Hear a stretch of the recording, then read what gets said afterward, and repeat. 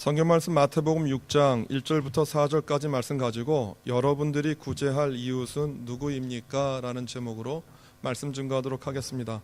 산상수훈 20번째 시간입니다.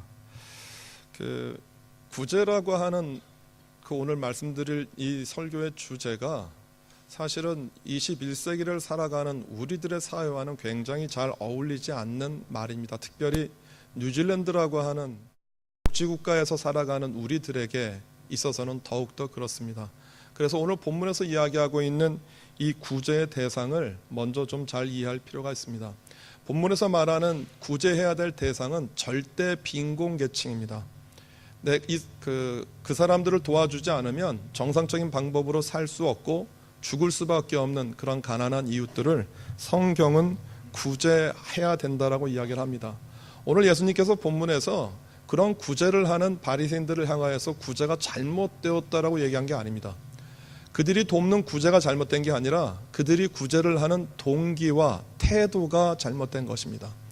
예수님께서 말씀하시는 그 구제가 무엇인지, 그리고 어떤 것이 주님께서 원하시는, 그리고 성경이 말하고 있는 구제인지 오늘 본문을 통해서 은혜를 받고자 합니다. 첫 번째, 구약 성경에서 말하고 있는 구제에 대한 가르침입니다.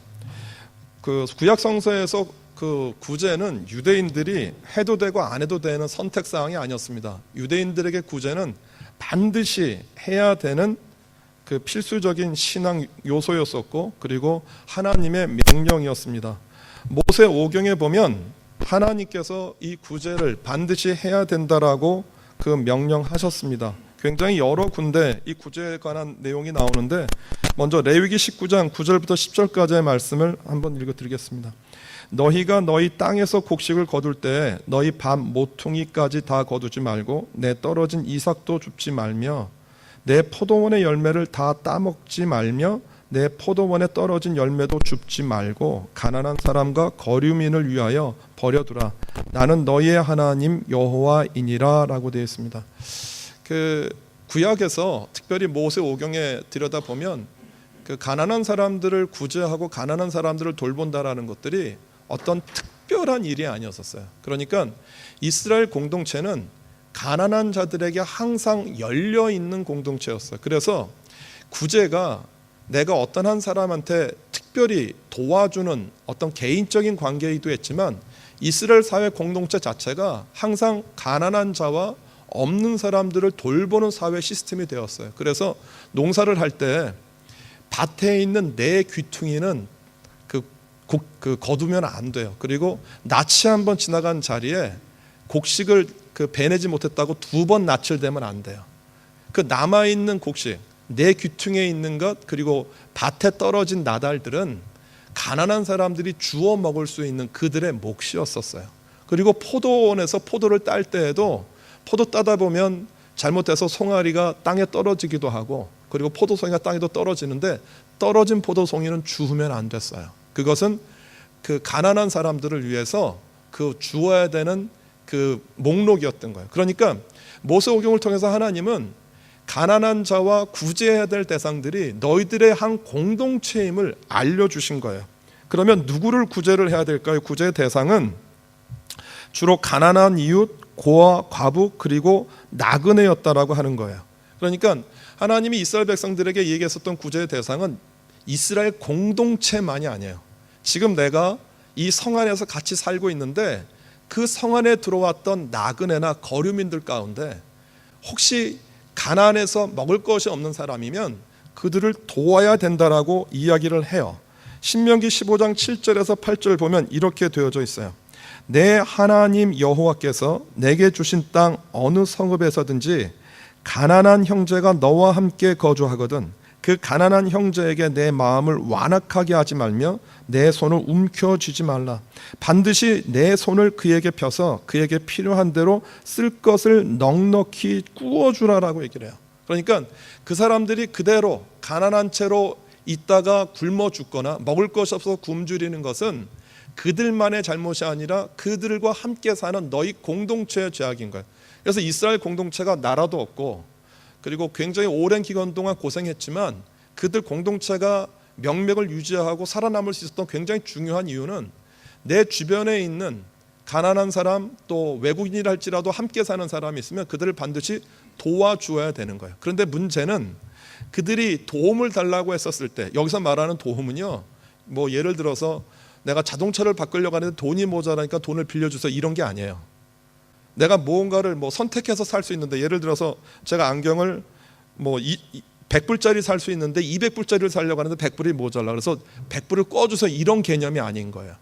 정말 먹으려고 하는데 배가 고픈데 먹을 것이 없는 경우에 그 사람들이 구워달라고 했을 때 구워주라는 거예요. 그런데 문제는 어떤 게 있느냐 하면, 이스라엘은 해마다 7년이 되어지면 내가 진 빚을 탕감해 주어야 돼요. 그게 이스라엘의 제도예요.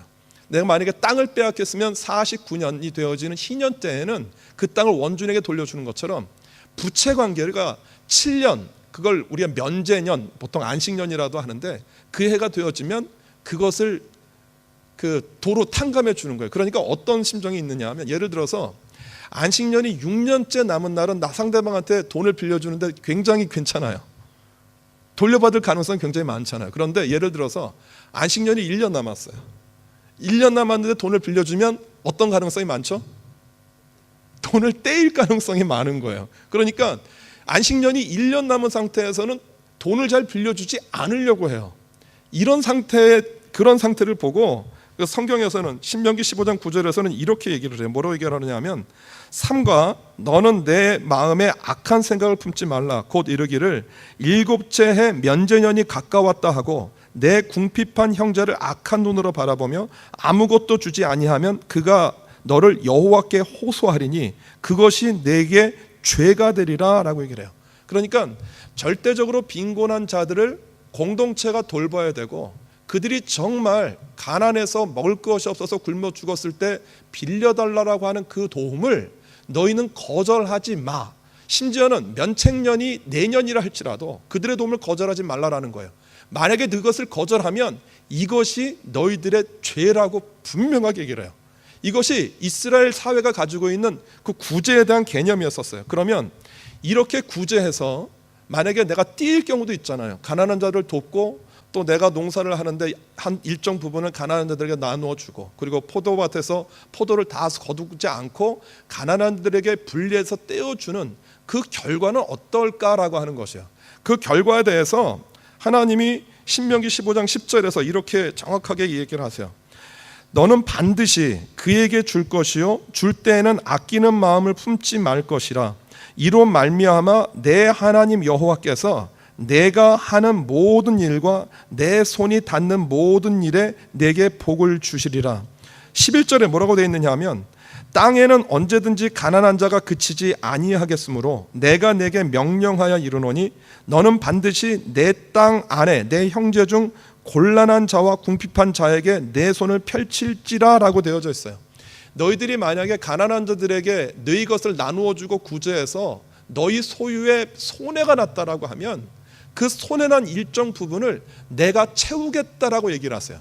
그러니까 구제해서 내게 손해가 난 그 일정 부분들은 내가 책임지겠다라고 하는 거예요. 왜일까요?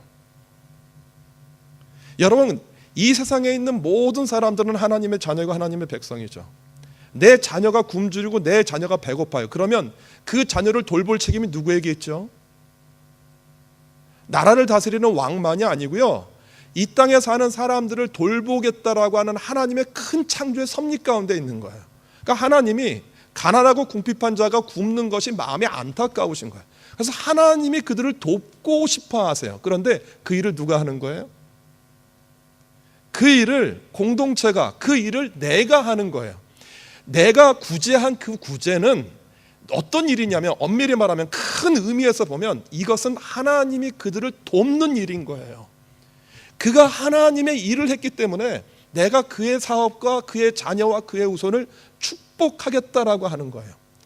여러분들이 사시면서 그런 가정들 본 적이 있을 거예요. 교회도 안 다니는데 집에 무슨 일이 있으면 정말 다 나눠주고. 왜 그런 분들 계시죠? 길 가다가 이렇게 거지를 만나면 그 거지를 데려다가 집에 와서 씻기고 옷 입히고 밥 먹이는 분 계세요. 혹시 여러분들 주변에 그런 분들 계시지 않았어요? 제가 아는 분 중에 그런 분이 한 분 계셨어요. 그런데 그 집이 넉넉한 집이 아니에요. 방이 딱 2칸 있어요. 하나는 아빠 엄마 방, 하나는 애들 방.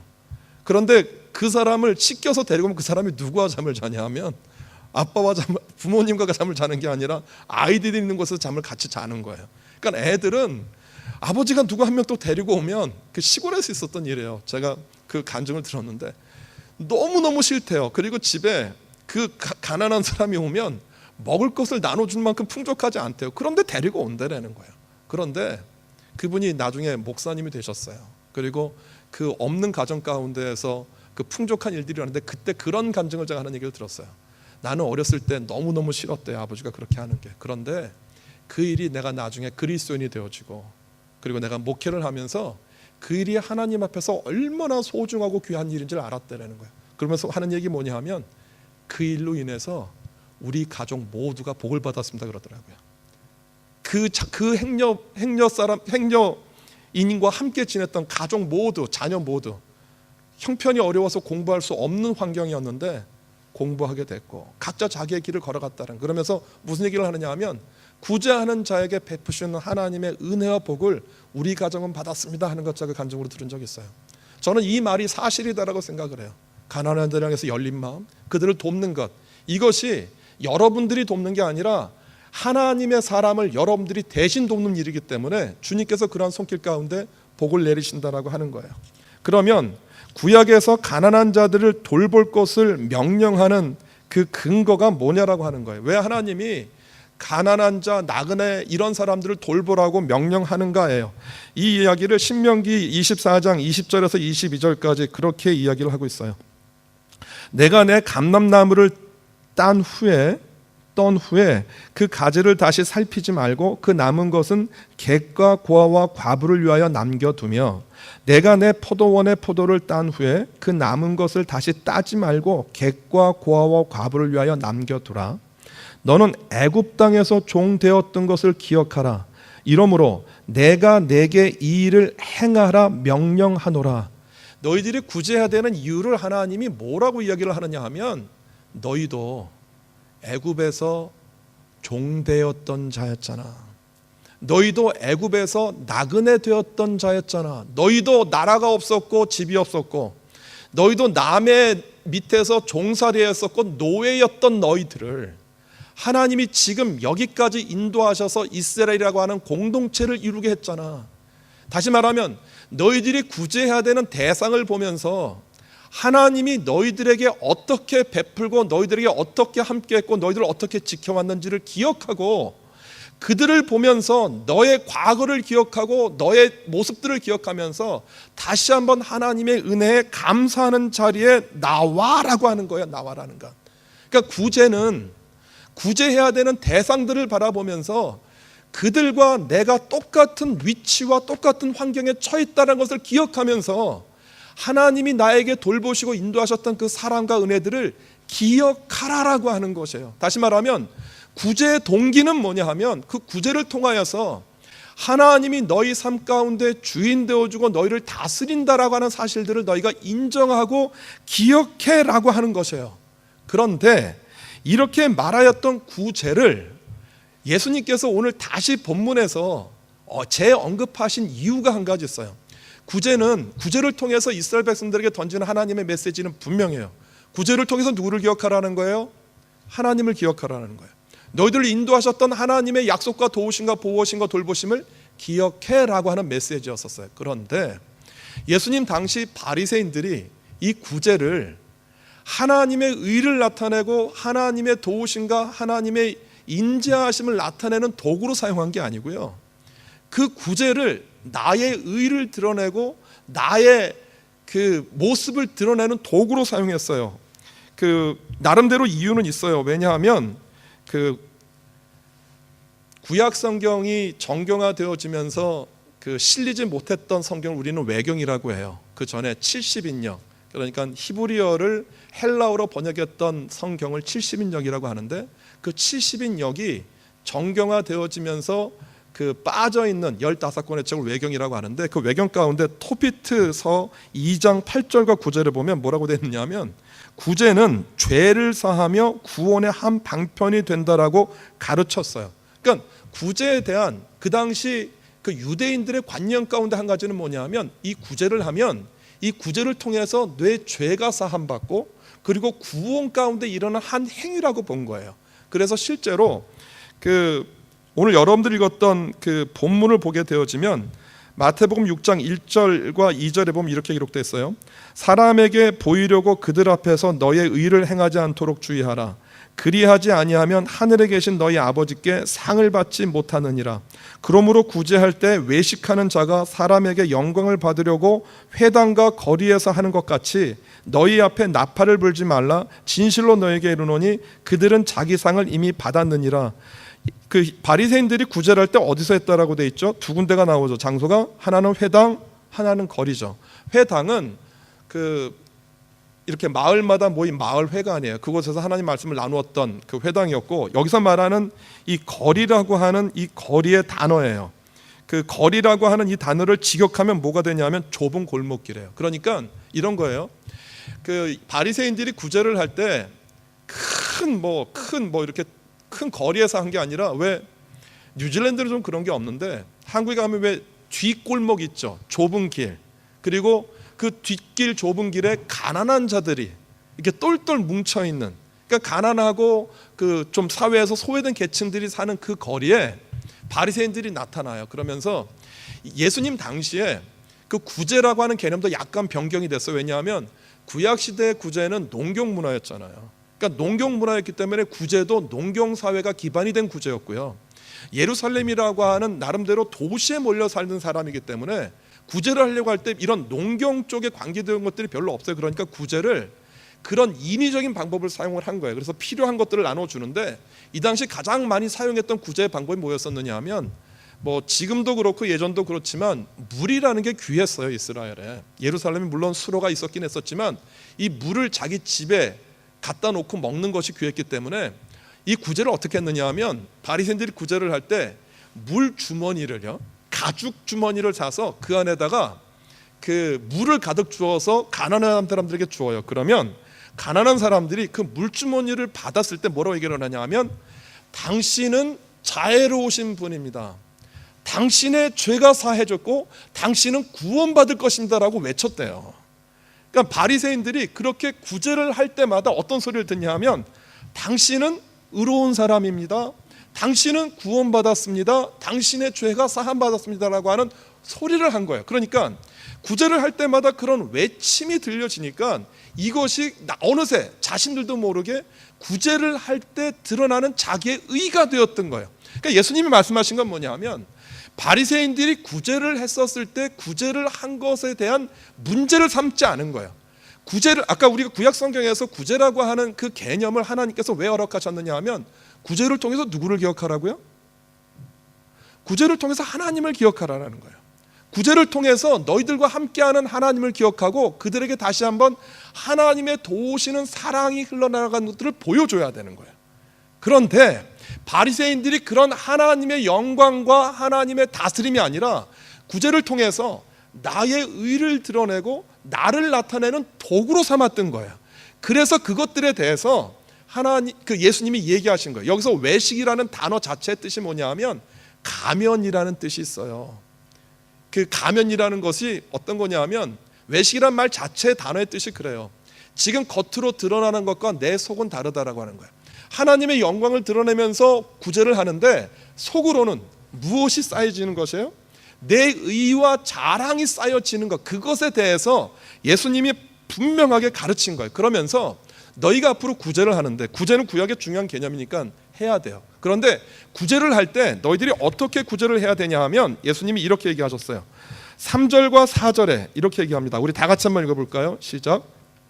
너는 구제할 때 오른손이 하는 것을 왼손이 모르게 하여 내 구제함을 은밀하게 하라. 은밀한 중에 보시는 너희 아버지께서 갚으시리라. 어떤 얘기를 하냐면, 너 남을 돕지, 구제하지, 그런데 그 구제를 할 때 은밀하게 너를 드러내지 마, 너를 나타내지 마. 무슨 뜻인가요? 구제를 하는데 너를 드러내지 말고 무엇을 드러내라는 거예요? 오른손이 하는 일을 어떻게 왼손이 몰라요? 이건 알 수밖에 없는 거예요. 그런데 무슨 얘기냐 하면, 네가 구제하는 구제를 통해서 너의 의가 드러나지 말고 하나님의 의와 하나님의 영광이 드러나. 이게 무슨 뜻일까요? 여러분, 구제는 분명한 하나님의 목적이 하나 있었어요. 그것은 뭐냐 하면 가난한 자들이 먹을 양식을 먹으면서 먹는 양식만, 그 배만 채우라는 게 구제의 뜻이 아니에요. 구제의 개념이 뭐냐 하면 그 구제를 통해서 무엇이 살아나라라고 하는 거예요? 너희를 향한 하나님의 사랑이 끊어지지 않았어. 다시 말하면 너의 삶이 먹을 것이 없어서 가난해서 황폐해진 너희들의 마음 가운데 무엇이 다시 흐르기를 원하시는 거예요? 하나님으로부터 나오는 영적 생명이, 사랑이 흘러서 너희들이 다시 회복되어지기를 원해라고 하는 거예요. 구약 성경에 나오는 만나의 개념, 그리고 구제를 한다라고 하는 구제의 개념, 그것이 겉으로 드러난 것은 남을 돕는 일이에요. 그러나 그것이 남을 돕는 일로만 끝나는 게 아니에요. 그 구제를 통해서 하나님은 공동체 가운데 무엇을 말씀하시냐면 너희 공동체가 살아야 돼. 너희 공동체가 일어나야 돼. 너희 공동체가 예수 그리스도의 사랑으로 다시 회복되어져야 돼. 너희들의 황폐한 마음 가운데 너희들을 지키고 돌본다라고 하는 하나님의 약속이 다시 회복되어야 된다라고 하는 하나님의 분명한 메시지가 있었던 거예요. 은밀한 가운데 행하라는 이야기는 너희 하는 모습이 그 하나님이 가난한 자와 억울한 자와 힘든 자를 살리는 그 일들을 하시는데 방해하지 말라라는 거예요. 구제를 통해서 이 땅을 사랑하시고 이 세상에 있는 사람들을 사랑하는 하나님의 마음을 가로막지 마라고 하는 분명한 하나님의 뜻이 있었던 거예요.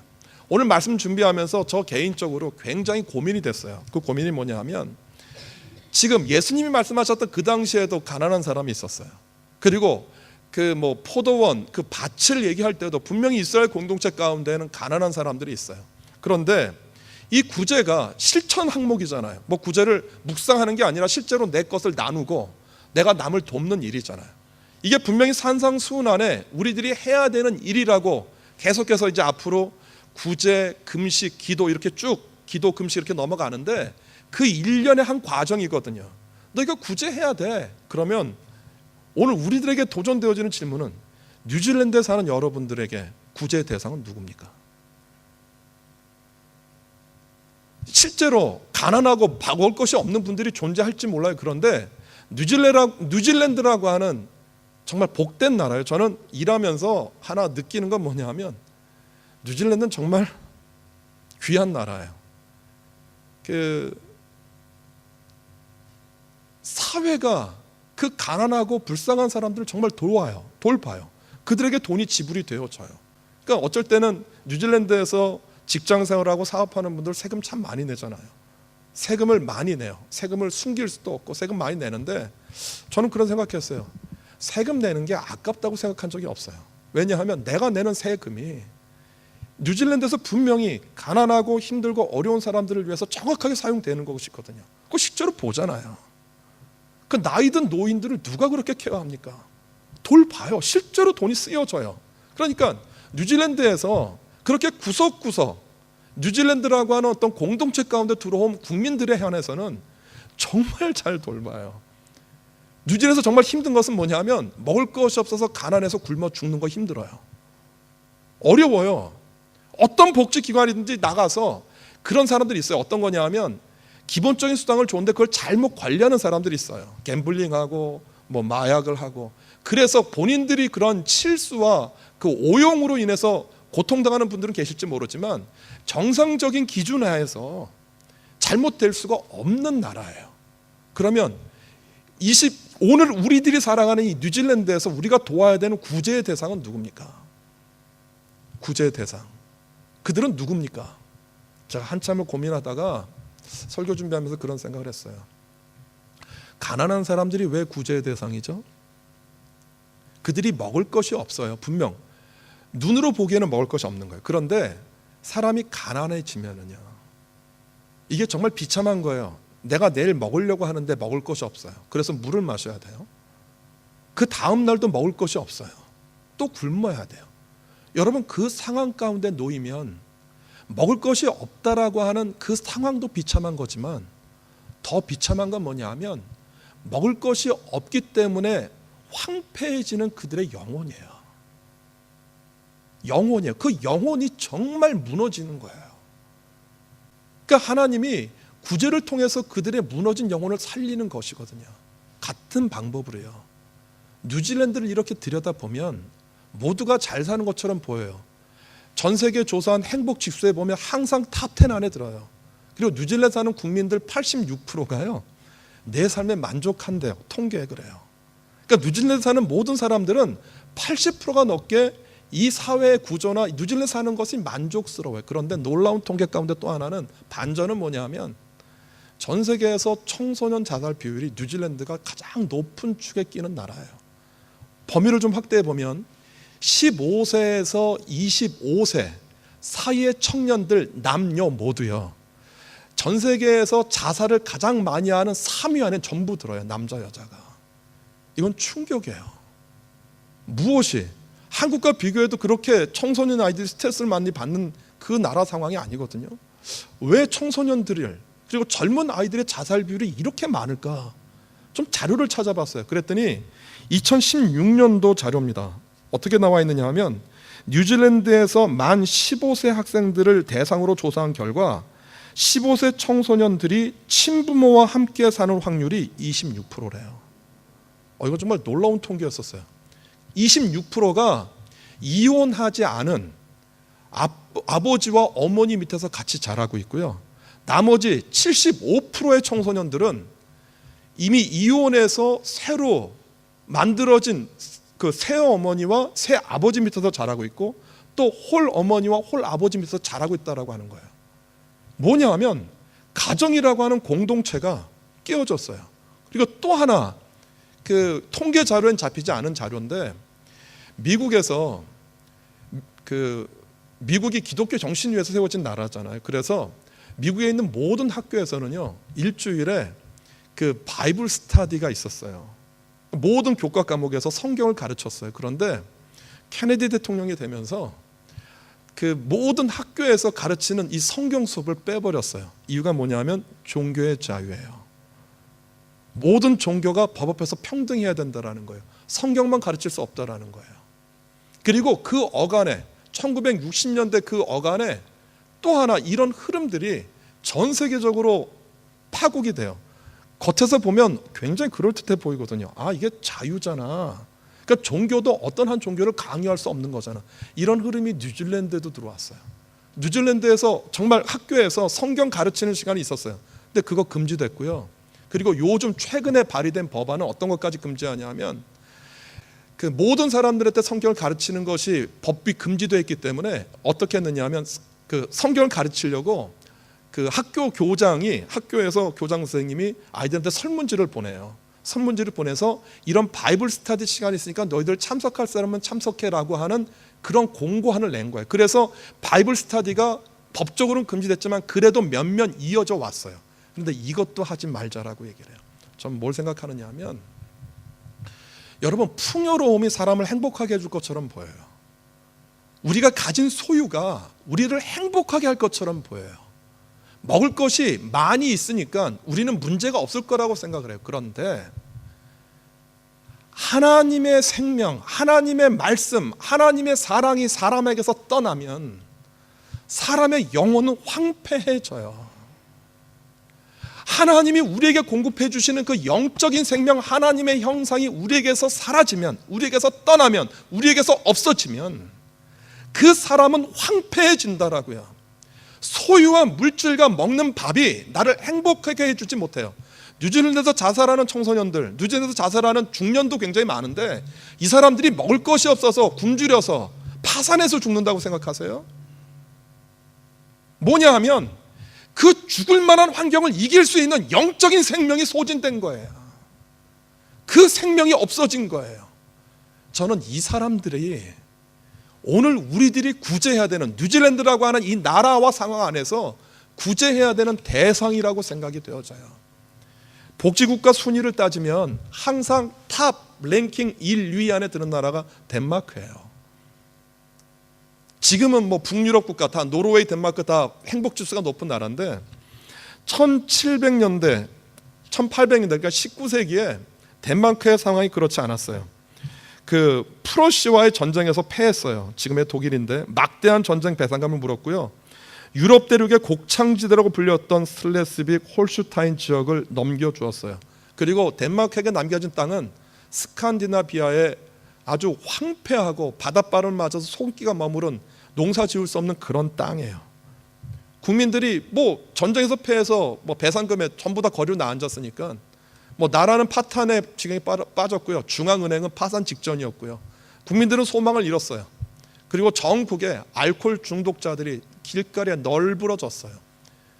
유럽 사람들이 생각했어요. 저 덴마크는 소망 없다라고 생각을 한 거예요. 그런데 그룬투비라고 하는 사회개혁 운동가가 일어났어요. 그러면서 소망 없는 그 덴마크 사람들에게 세 가지를 얘기를 해요.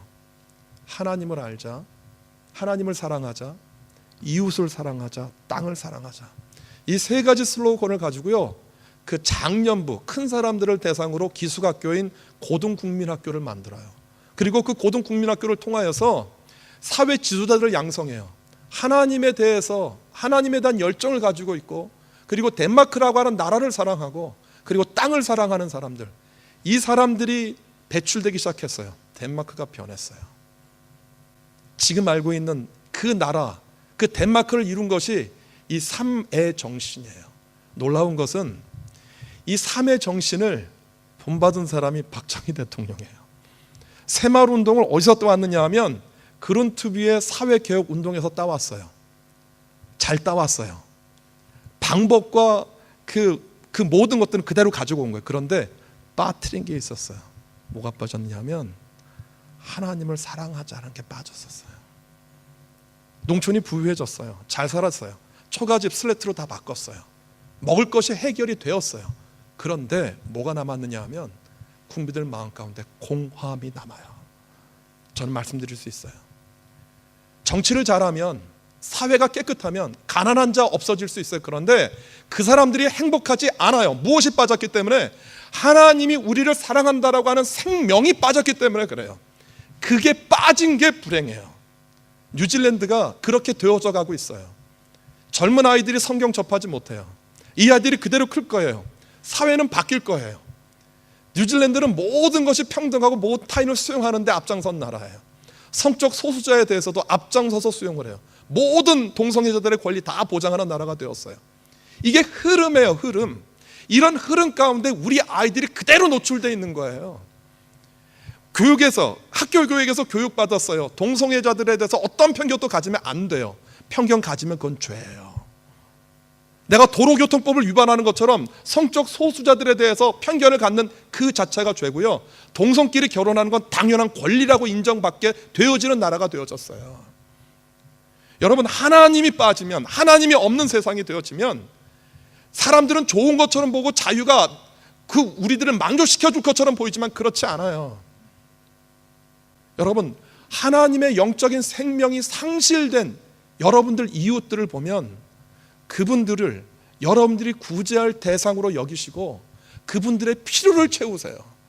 먹을 것, 입을 것, 마실 것만을 채우는 게 아니라 그들 안에 영적인 생명이 상실되어 있다라는 그 상실감을 여러분들이 가지시고 있는 예수 그리스도에 대한 메시지와 사랑으로, 여러분들 지금까지 돌보셨던 그 하나님의 은혜와 사랑으로 그들을 채우시고 그들을 구제하시고 그들에게 다가가세요. 작게는 우리 예동 공동체 가운데 그 영적인 생명이 단절되어서 아파하고 힘든 분들 보시면 다가가셔서 사랑하셔야 돼요. 위로하시고 격려하세요. 그분들이 다시 일어날 수 있도록, 다시 한번 예수 그리스도의 사랑과 그 생명이 그분들 안에 다시 한번 만들어질 수 있도록 기도하는, 그리고 권면하는 그 사랑을 나누는 우리 모두가 되어지기를 주님의 이름으로 소원합니다. 기도하겠습니다.